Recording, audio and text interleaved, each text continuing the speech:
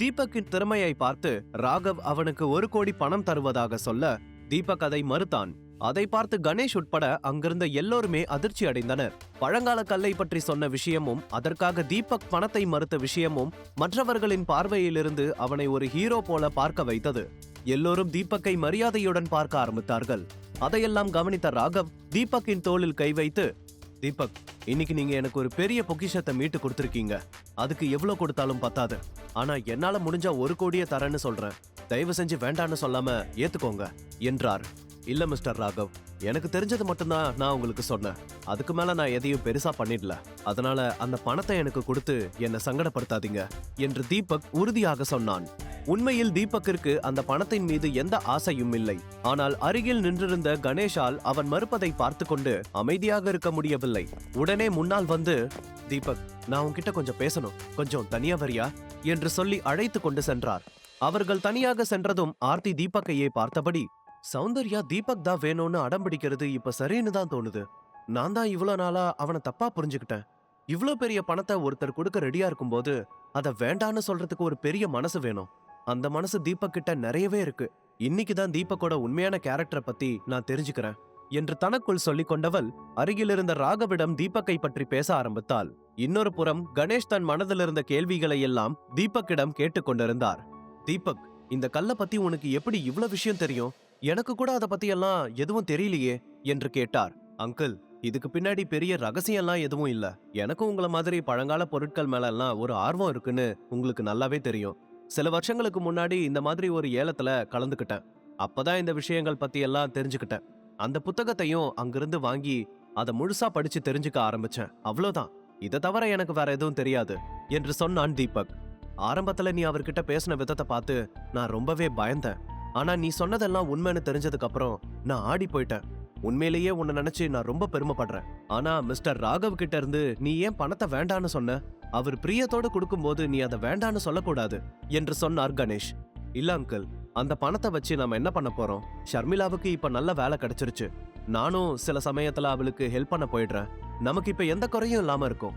அப்படி இருக்கும்போது ராகவ் மாதிரியான ஒருத்தர் கிட்ட இருந்து பணத்தை வாங்கணும்னு நினைக்கிறது ரொம்ப ரொம்ப தப்பு என்று சொன்னான். அதை கேட்டதும் கணேஷின் கண்கள் சந்தோஷத்தில் பிரகாசித்தது. இன்று தீபக் அவருடைய மனதில் வேறு மாதிரியான ஒரு இடத்தை பிடித்திருந்தான். அப்போது தீபக் மீண்டும் அவரை பார்த்து, இன்னைக்கு பாக்குறீங்கல்ல, இந்த மாதிரி தான் எனக்கு இதுக்கு முன்னாடியும் நிறைய நடந்திருக்கு. லாஸ்ட் டைம்ல அந்த ஏலத்துக்கான பாஸ் கூட இப்படிதான் எனக்கு கிடைச்சது. ஆனா சுத்தி இருக்கிற யாரும் அதை நம்ப மாட்டாங்க. இப்ப நான் இந்த பணத்தை வாங்கிட்டு போனாலும் ஆன்ட்டி எங்க இருந்து திருடிட்டு வந்தேன்னு தான் கேட்பாங்க என்று சொன்னான் தீபக். உடனே கணேஷ் கொஞ்சம் யோசித்தபடி, நீ சொல்றது சரிதான் தீபக். கீதாவோட வாய் கண்டிப்பா சும்மா இருக்காது. நீ இந்த பணத்தை வாங்கிட்டு போனாலும் உன்னை திட்டிக்கிட்டே மொத்த பணத்தையும் அவளே எடுத்துக்குவா. அதுக்கு நாம இடம் கொடுக்க கூடாது என்று சொன்னார். அப்போது பின்னால் இருந்து ராகவ் அவர்கள் இருவரையும் அழைத்தார். அவர்கள் அருகில் வந்ததும் ராகவ் தீபக்கை பார்த்து, தீபக், நான் ஒரு முடிவு பண்ணிட்டேன். உங்களுக்கு இந்த பணத்தை வாங்க விருப்பம் இல்லைன்னா பரவாயில்ல. ஆனா அதுக்கு பதிலா என்னோட எக்ஸிபிஷன்ல இருந்து நீங்க ஏதாவது ஒரு பொருளை எடுத்துக்கணும். நீங்க வெறுங்கையோட இங்க இருந்து போறதுக்கு நான் ஒத்துக்க மாட்டேன் என்று சொன்னார். அதை கேட்டதும் தீபக் என்ன செய்வதென்று யோசித்தபடி திரும்பி கணேஷை பார்த்தான். மீண்டும் மீண்டும் வேண்டாம் என்று சொல்லி ராகவை அவமானப்படுத்த அவன் விரும்பவில்லை.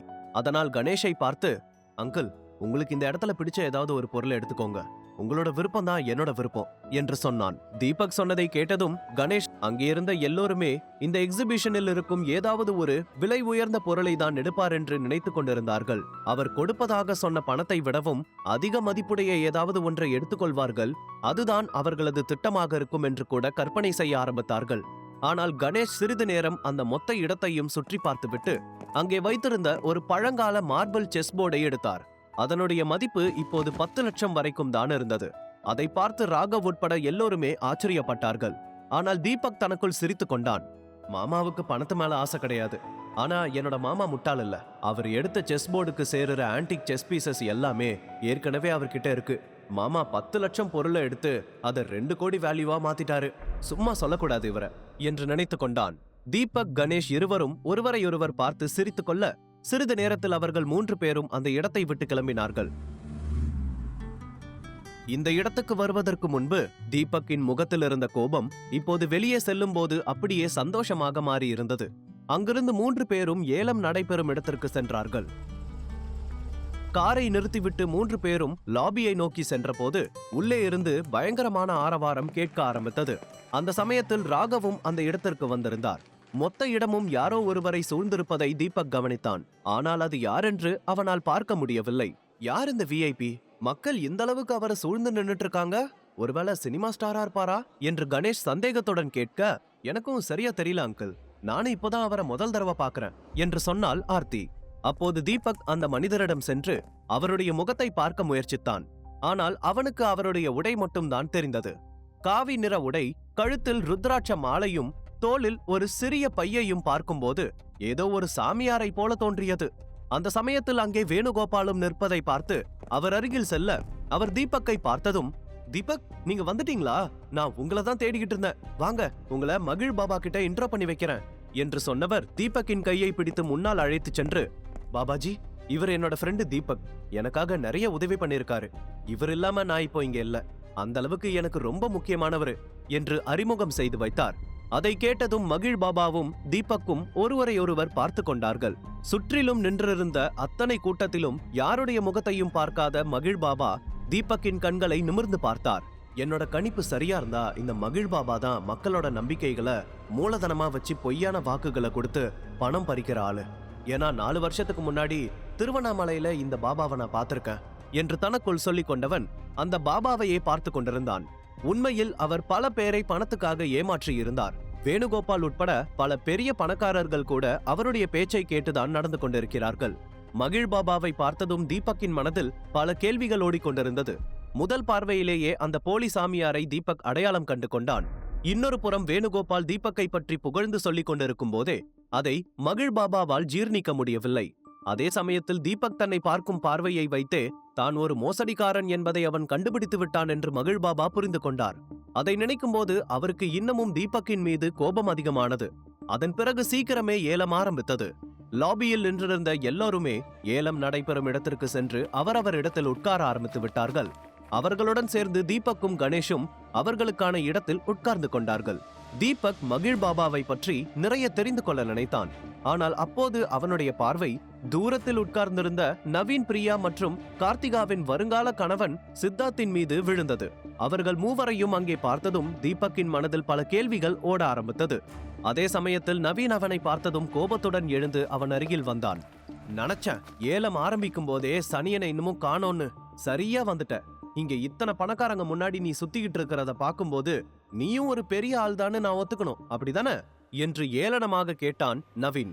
அப்போது நவீனின் பார்வை தீபக்கின் அருகில் இருந்த கணேஷ் மீதும் ஆர்த்தியின் மீதும் விழுந்தது. ஆர்த்தியை பார்த்ததும் நவீன் அமைதியானான்.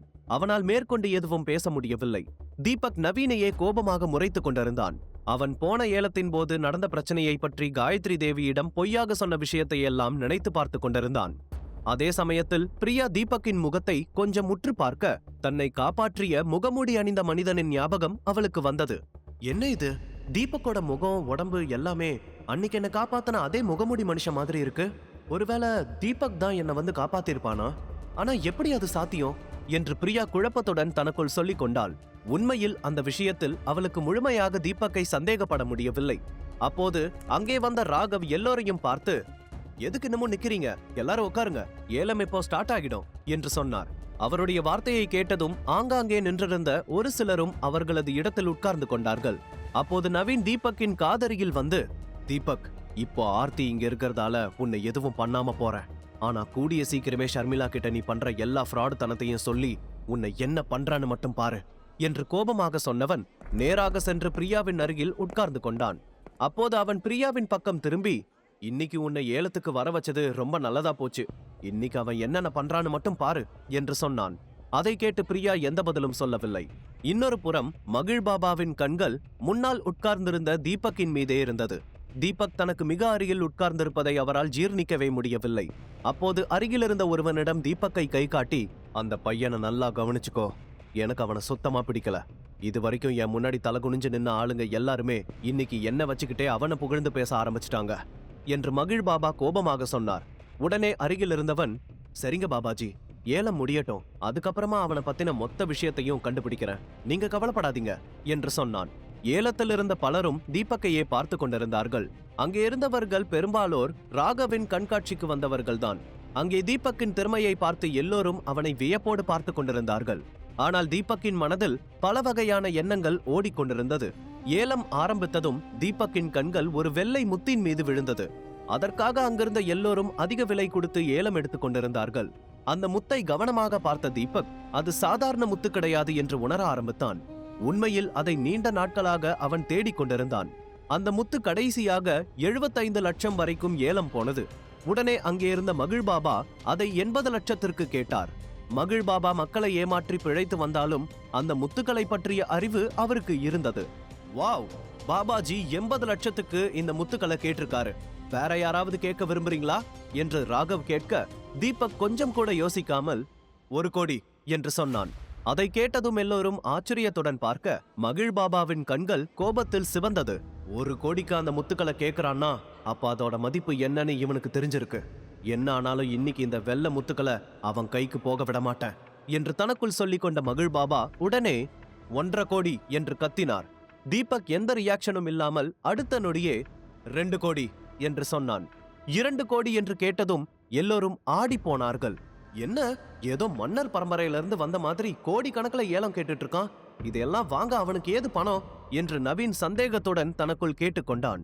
2 கோடி என்றதும் கணேஷுக்கு தொண்டை வறண்டு போனது. தீபக், இந்த முத்துக்களுக்கு 2 கோடி அதிகம். ஏலம் எடுக்கிறதுக்கு முன்னாடி கொஞ்சம் யோசி, இப்படி அவசரப்பட்டு முடிவெடுக்காத என்று மெதுவாக தீபக் காதில் கிசுகிசுத்தார். ஆனால் அப்போது தீபக்கிற்கு அந்த வெள்ளை முத்துகள் மீது மட்டும்தான் கண்கள் இருந்தது. முத்துக்களை வாங்கப் போவது யார்? நவீன் தீபக்கை பழிவாங்க என்ன செய்வான்? முழு கதையையும் கேட்டு மகிழ பாக்கெட் FM ஏபி டவுன்லோட் செய்யுங்கள். லிங்க் டிஸ்கிரிப்ஷனில் கொடுக்கப்பட்டுள்ளது.